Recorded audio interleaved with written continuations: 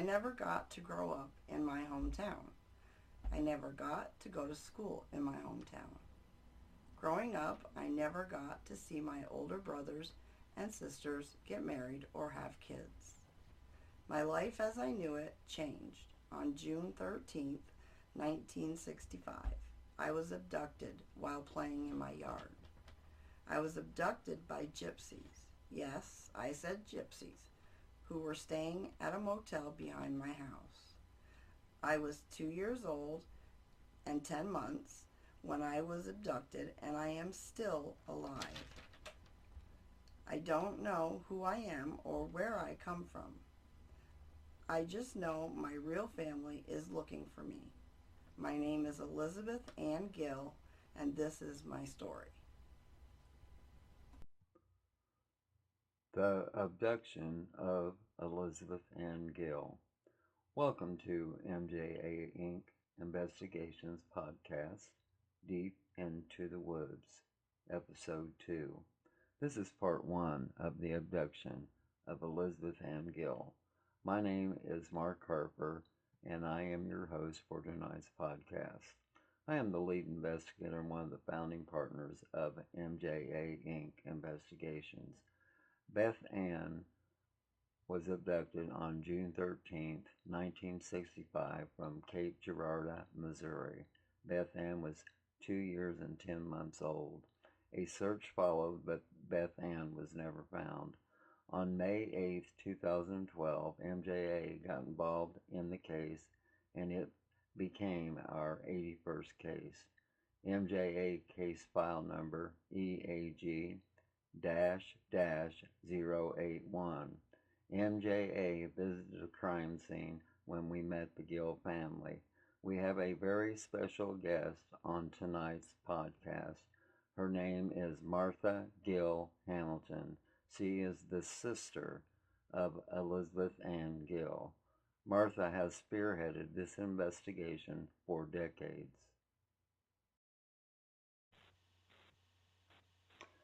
Welcome, Martha, to MJA Inc. Investigations podcast called Deep into the Woods.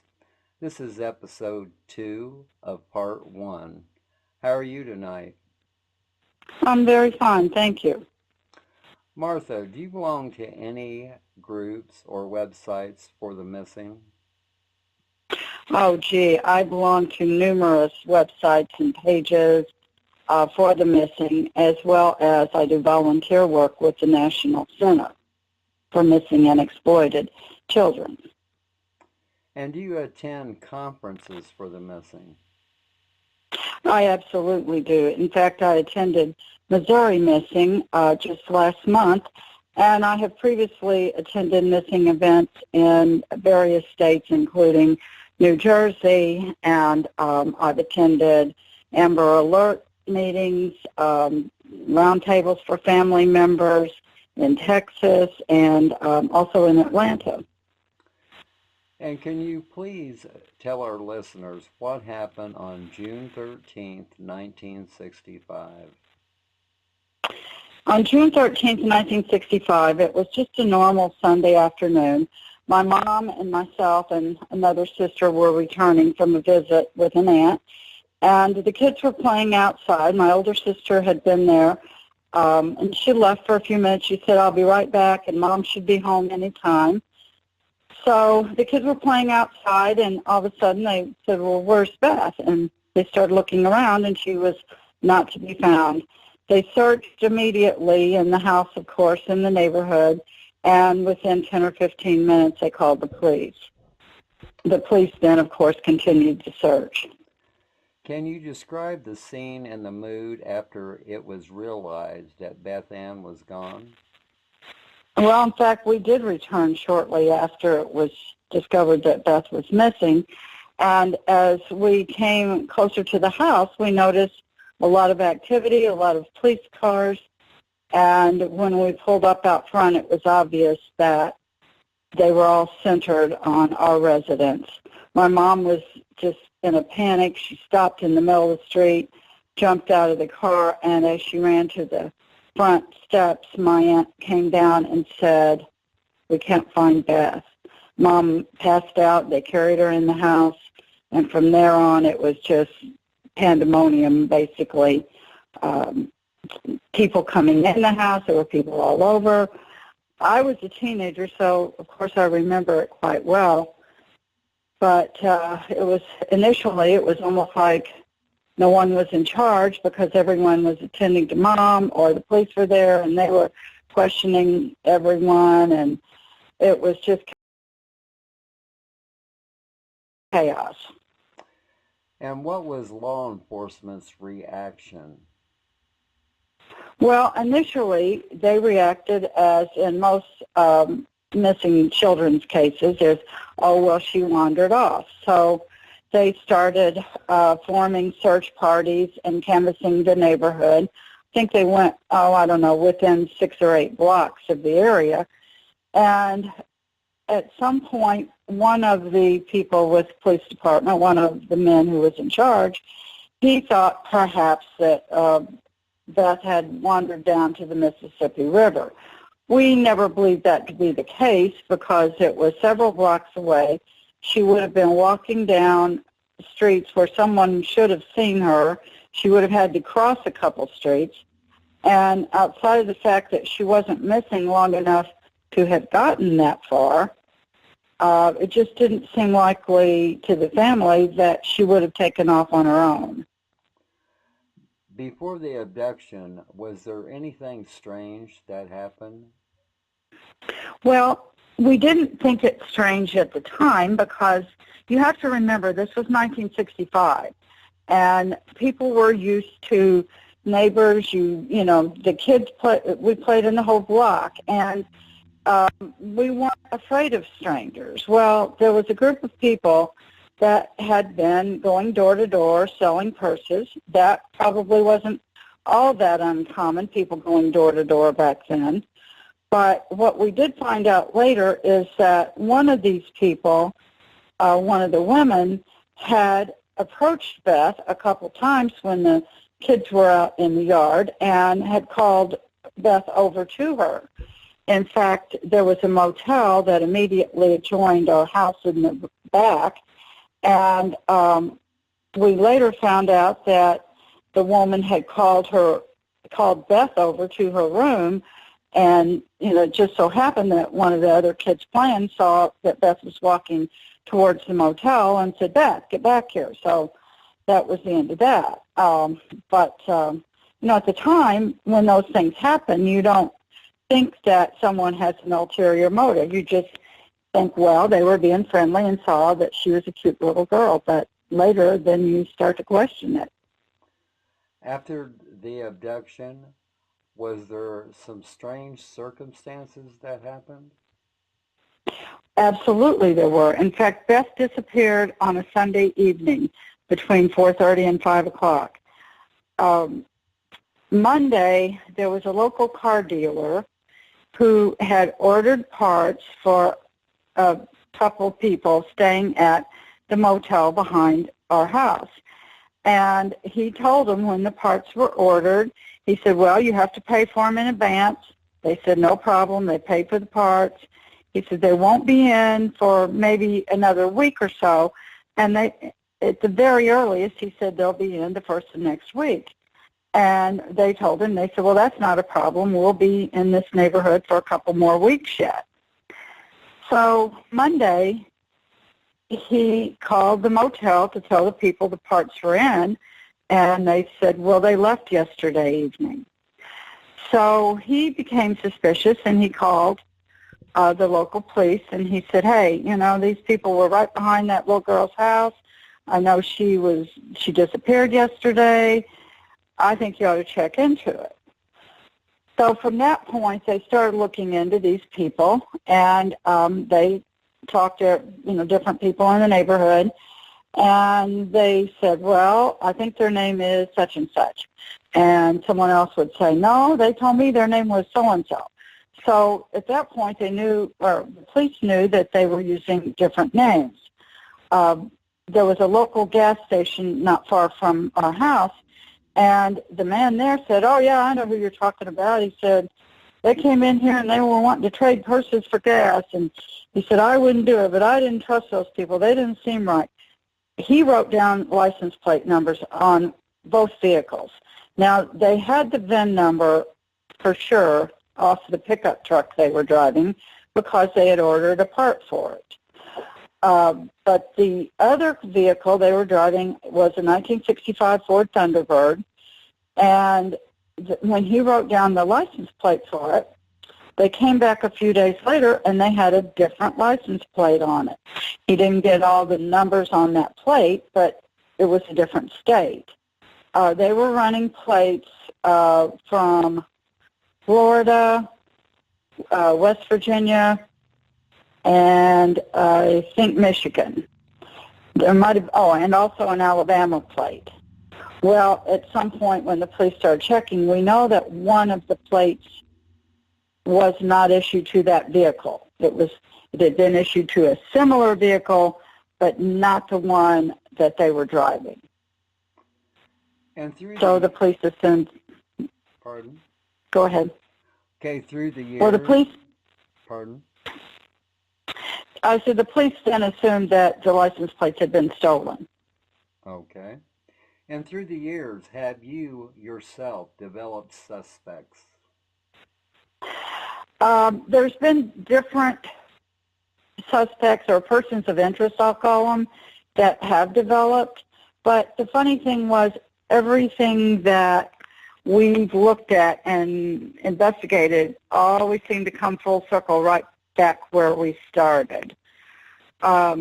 The vehicle, the truck that they were driving, that we knew that the VIN number was correct, the police traced to a dealership in Lake Orion, Michigan. So when the police went to investigate there, I guess they sent local law enforcement. The dealer knew the people, said, oh, yeah, they come in every 2 or 3 years. Well, guess what? They never went back after that. And is it true the suspects that you have developed are part of a clan that's called the Gypsies or the Travelers? Absolutely.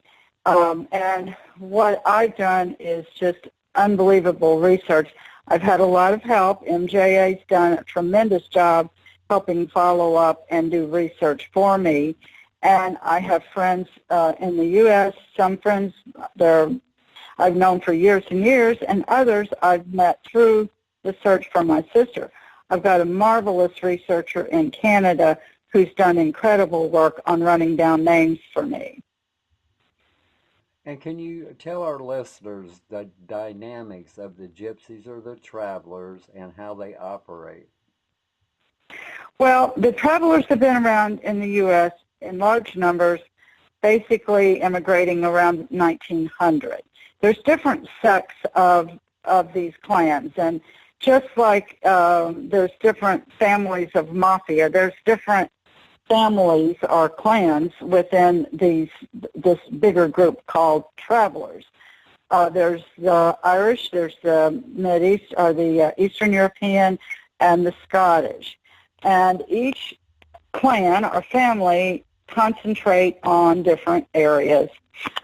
They typically start out in the spring from a northern, say a northern central or northeastern area, traveling south and down and make the loop back.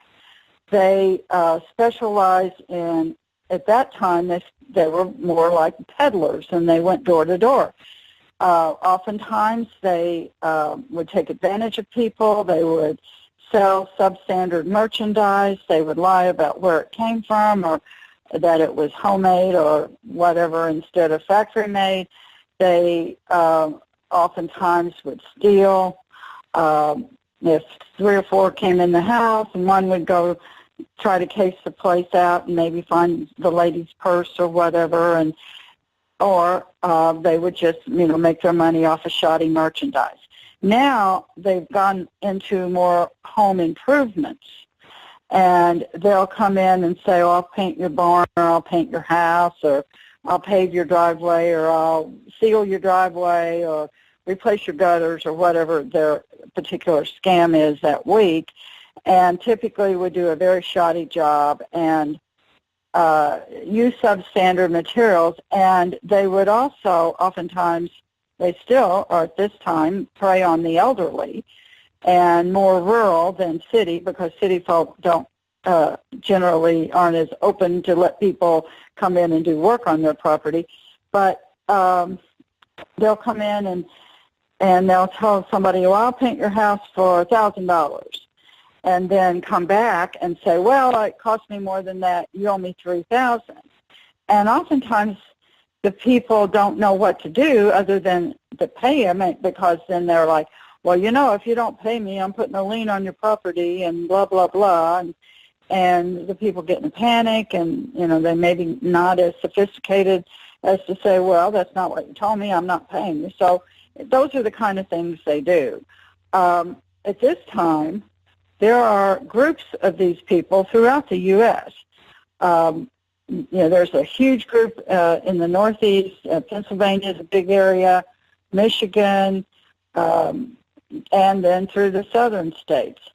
Back in the 50s, because all this research that we've done, I just was astounded that this had gone on, this type of scam or whatever, for all this time. I mean, forever. And a lot of people aren't even aware of it.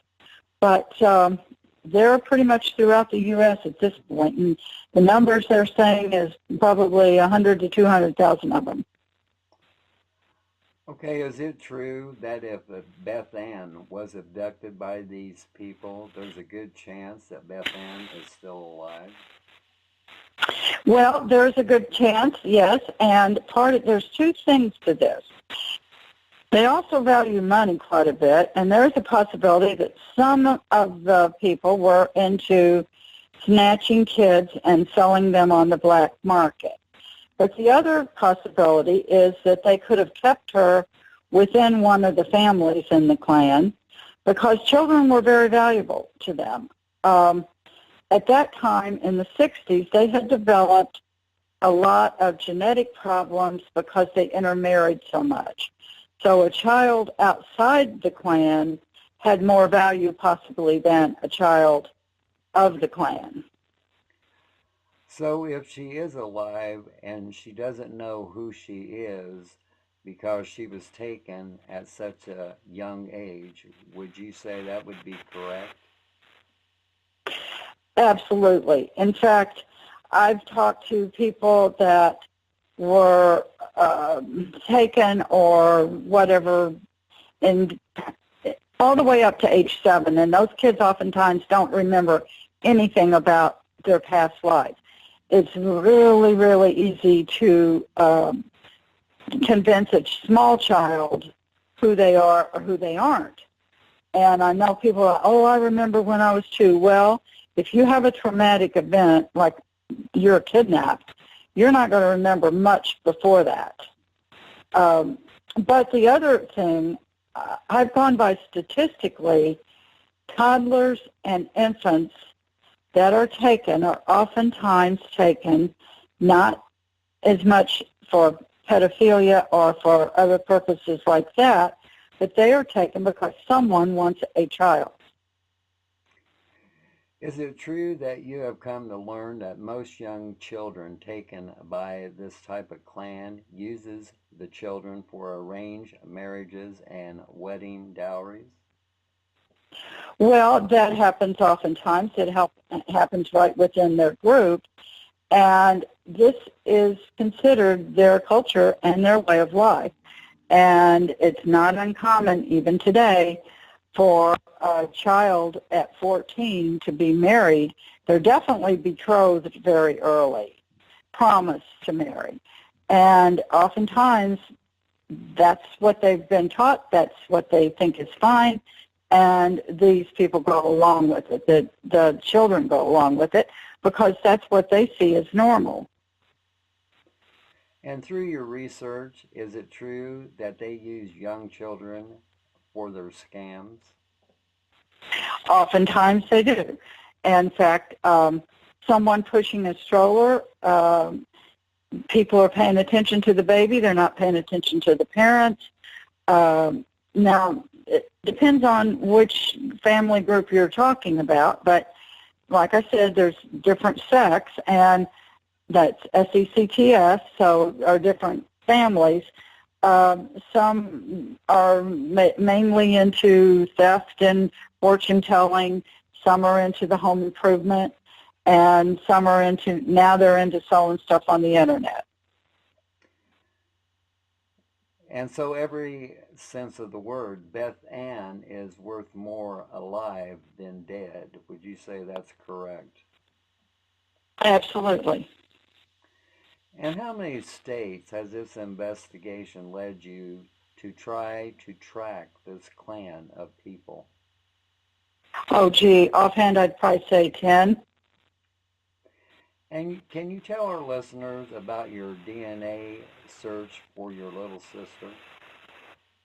Okay, one thing now with DNA possibilities, it's not a question of whether or not you think this is your child.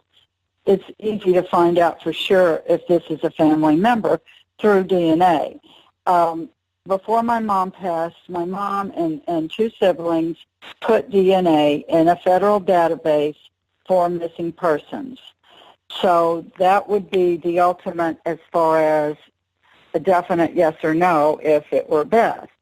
Now, the other thing that I've done is I've put my DNA in Ancestry.com and in another website called 23andMe. And the reason that I did that is because if Beth thinks that she was adopted, or if in fact she was adopted, even though that adoption wouldn't have been legal, she might be searching. And that's a place now that adoptees are often going in order to find their family. So on the chance that she's searching, she might just decide to put her DNA in there and see what happens. And is it true that one woman submitted DNA thinking she was Beth Ann, even though she wasn't Beth Ann? She was reunited with her real family. Is that correct? That is correct. In fact, this was just an incredible story to me, and I was extremely happy for her because even though we didn't find our Beth, she found her birth family. And what happened was someone saw one of the stories. I think it was an in-law of her daughter's, and they said, your mom needs to check because I know that she had something weird about her adoption. Well, the adoption itself was legal and it was fine, but what had happened is a man had her and was traveling through and abandoned her with this couple saying that he would be back and pick her up in a few weeks. Well, he never came back.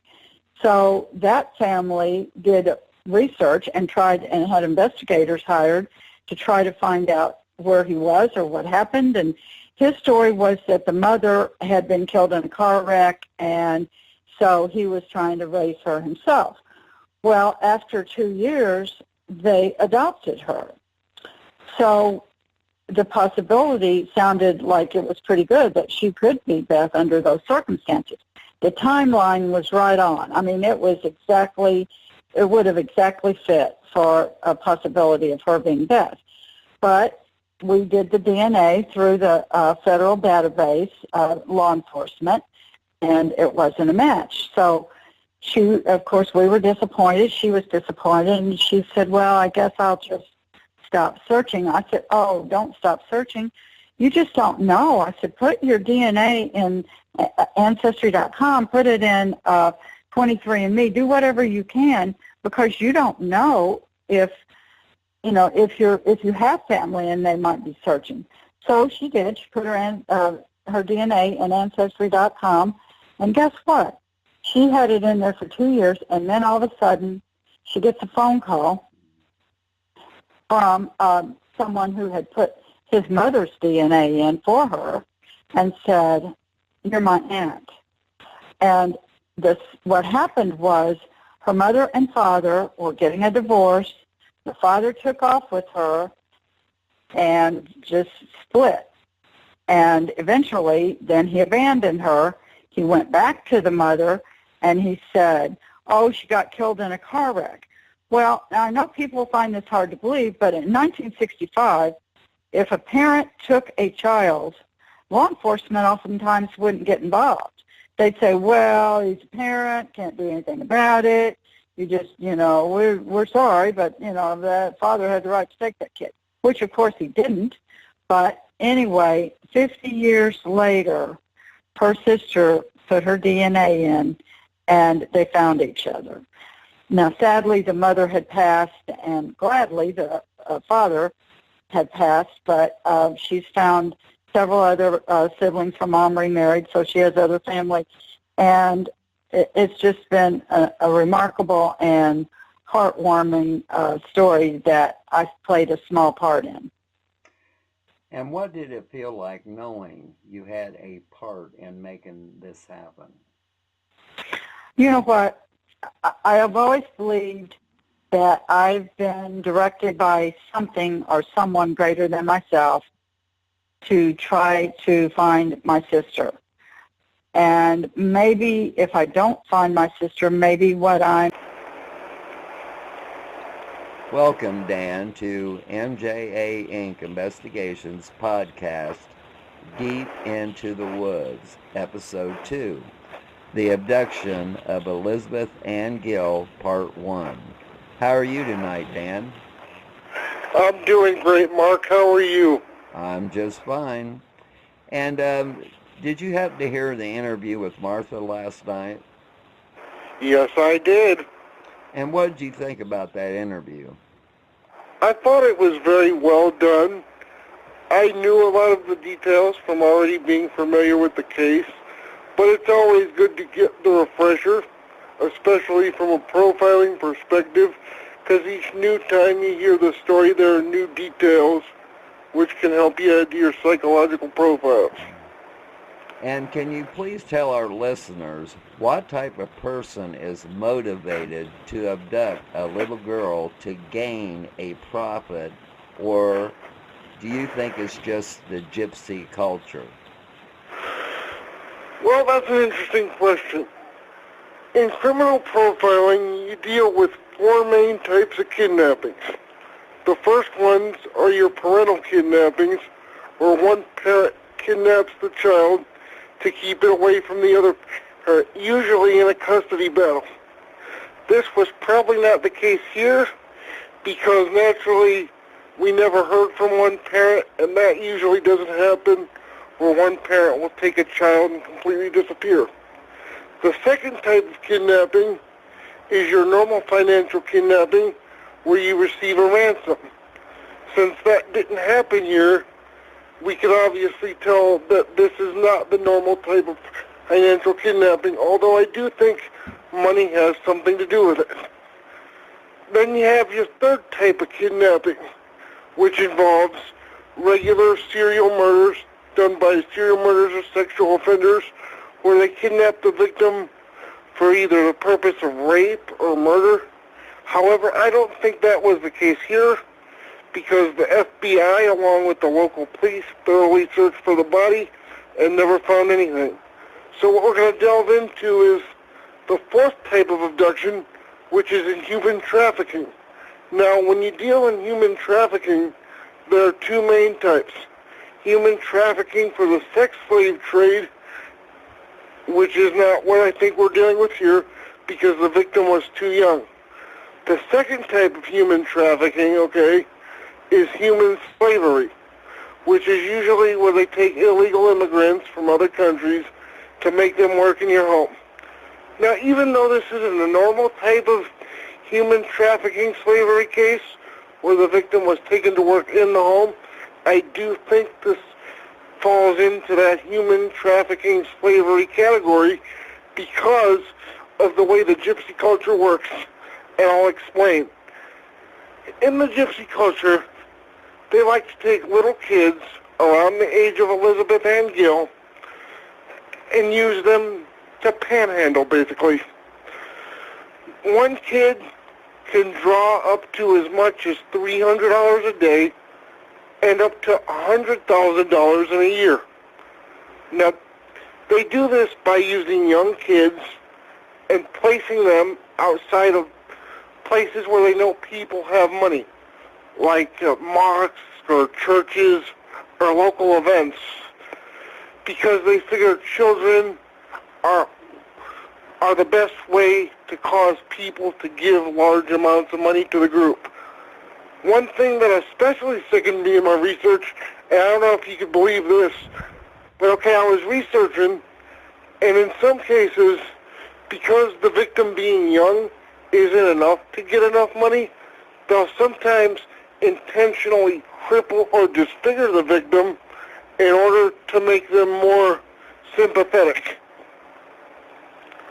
Which to me is especially heinous, because I have cerebral palsy and I'm in a wheelchair. So that would be like if they took me, and because my regular disability, being in a wheelchair, wasn't enough to get money, they poked me in the eye with a stick and made me half blind so I could fill the change cup up better. Okay, during your investigative work, did you find it sickening that there are still arranged marriages? That's an interesting question. I don't think all arranged marriages are bad. You have to think that even though it's an ancient tradition, it still happens even in the United States, because we do have stuff like mail order brides and that. We've all seen it. I have friends that have done it before, where they marry a woman either from Asia or Europe. But I think no matter what culture you're from, we should all follow three basic tenets with that. The first and most important being that no one does anything against their will, because that's obviously not a good way to start a marriage. You never want to force anyone to do anything. The second one is they have to be of legal consenting age to marry. And the third one, of course, is they can't be abducted or taken against their will. Is it true that most arranged marriages, the bride is usually under the age of 18 years? Many are taken under the age of 18. In the gypsy culture, they marry as young as 12 and even 13. And then they get into something sometimes called bridal kidnappings, where one family will abduct a girl from another family and send the family a ransom note stating they want this much money or so-and-so, or they're going to marry the victim. And when a child is taken at 2 years and 10 months old, at that moment, what kind of trauma faces that child? Well, it depends on the given situation. Sometimes they're taken directly into an abusive environment. Sometimes they're taken into an environment and treated very lovingly, so that this builds trust within the group. And you gotta remember, with the travelers, it's all about family. So they might not have treated the girl badly right away. They might have been very nice to her first to get her to go along with their routes. But as she got older, life became harder, I'm sure. There aren't many cases of gypsy abduction in the United States, because it's largely regarded as legend into the 1800s. They believe that gypsies took children for stuff like organ harvesting or satanic rituals. I don't really buy that. What they do is they take them, like I said, for the panhandling. And the ironic thing is that Elizabeth Gill, at 2 years and 10 months, was taken right at the time where she would be of age to begin standing on the street corner to panhandle. Now, cases that I've studied over in the European Union, because there was actually a large bust back in 2010 conducted by British and Romanian police in a joint operation where they busted up a gypsy ring. When they broke in, they found the kids to be living in horrible conditions, burned, underfed, abused. So they don't live great lives. If they're out panhandling on the street that young, it obviously tells you that the parents aren't so concerned with the children going to school or doing normal things. They're viewed as earners and commodities. And is if she is recovered alive, what types of challenges faces her to full recovery? Obviously, every case is different. I don't know how much she's been educated or what she's experienced.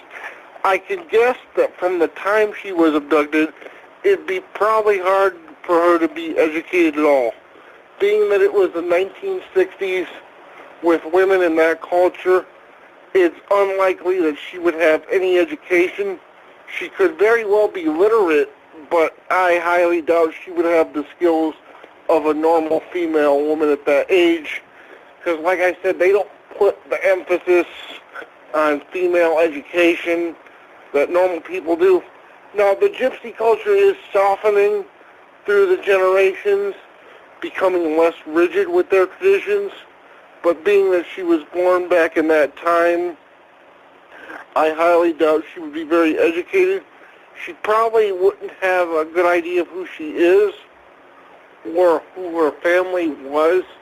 She might have glimpses or fleeting memories. As far as her physical condition, I wouldn't be surprised to find out she's maybe a little bit malnourished or psychologically abused, because women are viewed basically as baby makers. In the gypsy culture, if you're not married by 20, they assume you're going to die a lonely old maid. So her experience has probably been largely towards building her to having a family, because in the gypsy culture, women are treated off to be married, and a large part of that is their virginity is very important. A virgin woman in gypsy culture is viewed as very valuable. So my thinking was they probably abducted her when she was about 3, kept her till she was at least 12, 13. At that point, they could have tried to marry her, probably for a dowry or something like that. So her limited knowledge of the world, she wouldn't have extensive knowledge of computers or the basic knowledge of modern society that we have today, things like internet, TV, that would all be very foreign to her. And what type of adjustments will Beth Ann have to make to live in the real world where everything isn't so structured?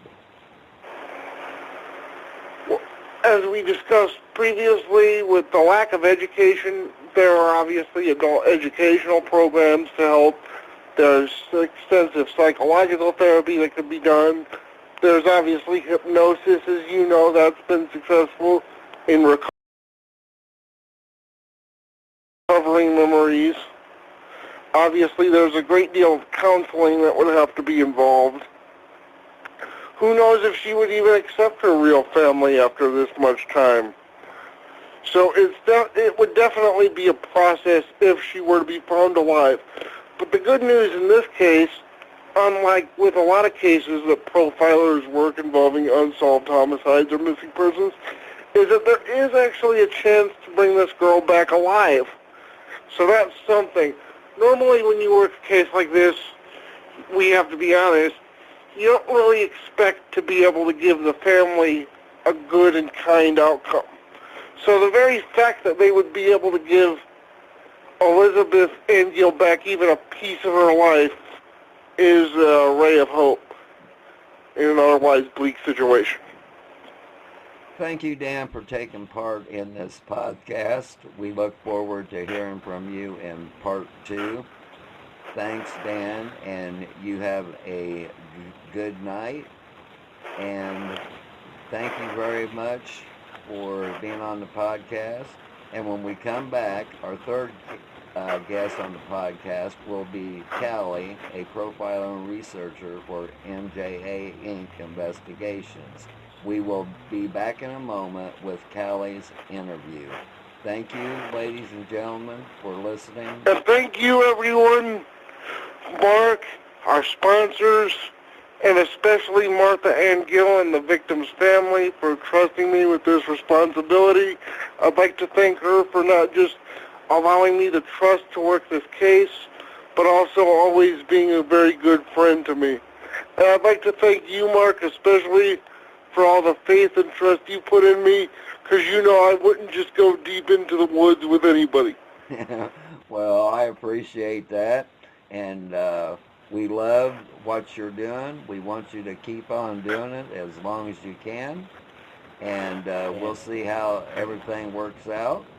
And you have a very good evening, Dan. You too, Mark. Take care, buddy. Thank you. Bye. Bye. Welcome, Callie, to MJA Inc. Investigations Podcast, the series Deep into the Woods, Episode 2, The Abduction of Elizabeth Ann Gill, Part 1. And did you hear my interviews with Martha and Dan? Yes, Mark. And what did you think about those interviews? It's just amazing how much effort they have put into and following up on all of the leads that they've picked up over the years. And your interview with Dan and his ability to profile all of this. It's just wonderful. And during your research, what you know about the case, what are some of the things that stuck out to you the most? Well, I have to go back to the scene of that day, and I'm just to kind of draw it out. It was a Sunday. It was June the 13th, 1965, in Cape Girardeau, Missouri. It was a warm day, almost hot, at 75 to 85 degrees. And the Gill family children were all playing outside on the family home in the yard. Now, Beth Ann was the youngest of the children. She was 2 years and 10 months old at the time. She was a happy child, playing with her sand bucket, and it said that she had sand in it when she was last seen. So she was going on about her life. She was just, the kids were all out there playing just like everyone else would be on a day like that on a Sunday. So let's go back to what sticks out to me. Well, I believe a stranger had to have familiarized themselves with Beth Ann prior to that day. She's from a close-knit family. So she wouldn't necessarily just take off. She may not have been afraid of strangers, but she would have had to have some kind of familiarity, either that or they took her by such... If they had taken her by too much force, she would have made a noise that would have been noticeable to the children playing. The abductor was on a mission, and I believe that Beth Ann fit the profile that they were looking for. I believe she was the right age. She was two years old, that she was young enough to be indoctrinated into a culture that wasn't her own, and she would learn not to question that, and she would learn their way. She was young enough and innocent enough to be persuaded. And like I said, I believe she had been, that they had been trying to familiarize themselves with her. And so they weren't total strangers to Beth Ann. She's also white, and she comes from a family of mostly girls. Now, I know that might not sound like it makes any connection, but if you're from a culture where you have too many boys and you want to have future existence, you have to have more girls. And if Beth Ann was taken into a family a different culture, she would have been probably producing more girls. Okay. Genetically speaking, that is normal. At the beginning of the investigation, do you think law enforcement took the easy way out by saying Beth Ann walked down to the bank of the Mississippi River and fell in and drowned? Well, I need to go back to my other notes here. Police work is primarily, just a second here. Police work is primarily dogmatic, and that's not the right word. It's not the word I had here. Just a second. Methodical. And so they went with the what was the first possibility in their mind. They went with that, and they were, from what was reported in the news media, that they were on the ground within 30 minutes of her disappearance. So they were looking for her. It wasn't until the next day that the car dealership parts department fellow phoned in a lead, and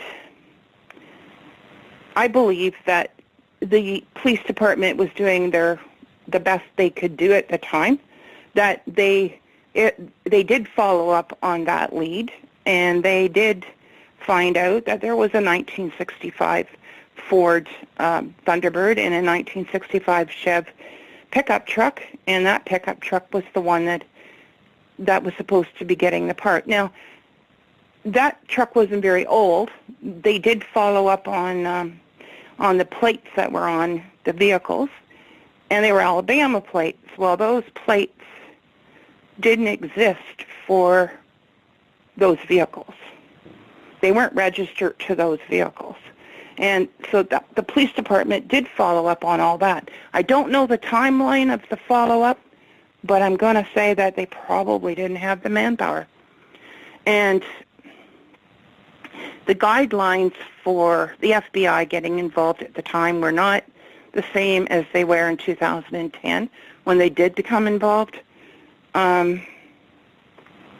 It's too bad. It would have made all the difference, I believe. Okay, do you know when MJA was at the crime scene, A&E walked the path Beth would have taken to the river, and it took him 27 minutes to get down to the water. 27 minutes, folks, and it was rough going to where A&E said there was no way a 2-year and 10-month-old girl could have made it. Growing up in the gypsy culture, what kind of life do you think Beth Ann had? Well, I'm going to call it the traveler's culture, primarily because that's part of the gypsy. There's different gypsy ethnic groups, but the traveler gypsy culture is more organized, and Beth Ann would have been confined to a certain extent, but she would have been indoctrinated in that time period, and by the time she was 5 or 6 years old, she would already be one of their soldiers. She would be there to defend them till the end. And being so young when she was taken, do you think there is any chance that she might start to feel something isn't right?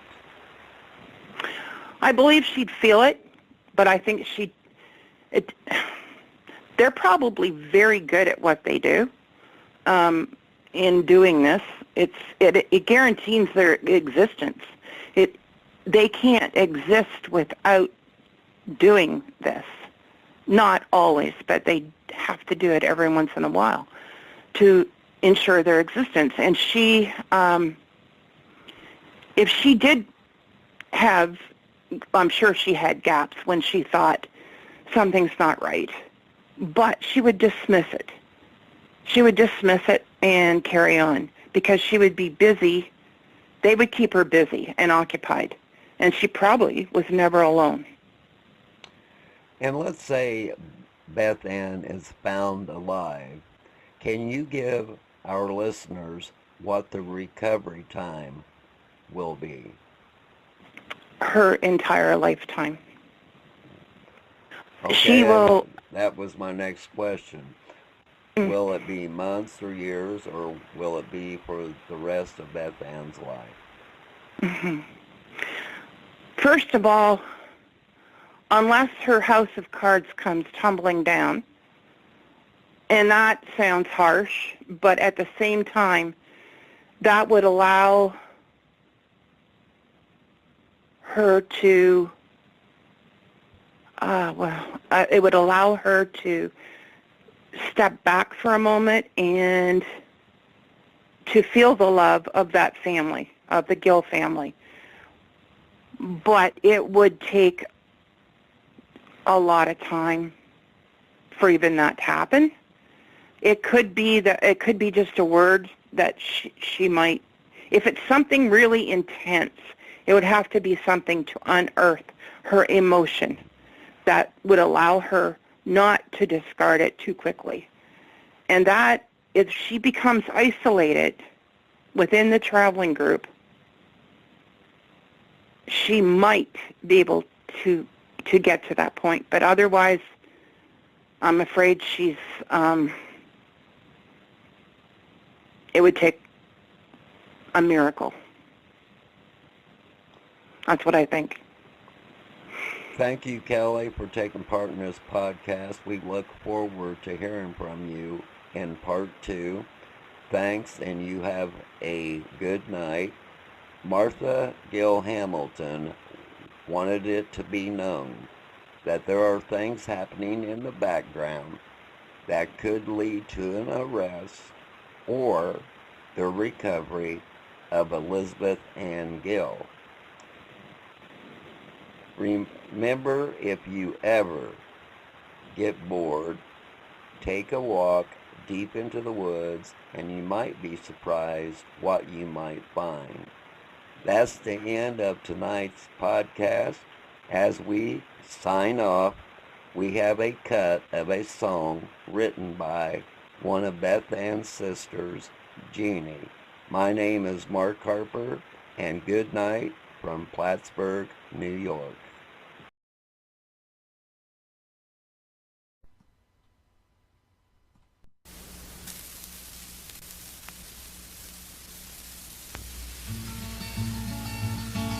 Her name was Elizabeth Ann. I've known not a soul sweeter than the blossoms of love, softer than the coos of a dove, a child of beauty and grace, images that time can't erase, and time shall never disguise the tenderness that shone in her eyes. Oh, where have you gone, little messenger of love? Why have they taken you away? There are holes in our hearts where your smile used to be, but maybe we'll find you someday. The days around her came and went, like the days of children often spent. The love she brought into our home was the sweetest love a family could have known. We had no premonition or clue that the days with her were numbered so few. And while she wandered out to play, someone stole Elizabeth away. Oh, where have you gone, little messenger of love? Why have they taken you away? There are holes in our hearts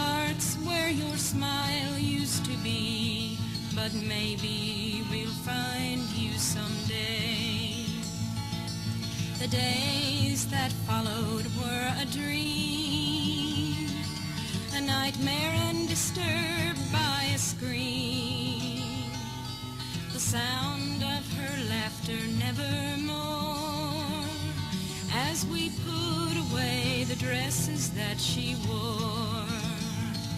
Her mother and father did grieve, a home too full of sadness to conceive.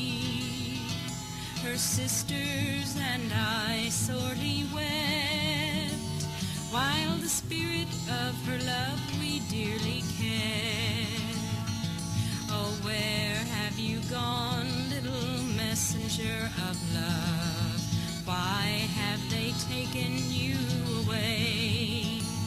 There are holes in our hearts where your smile used to be, but maybe we'll find you someday.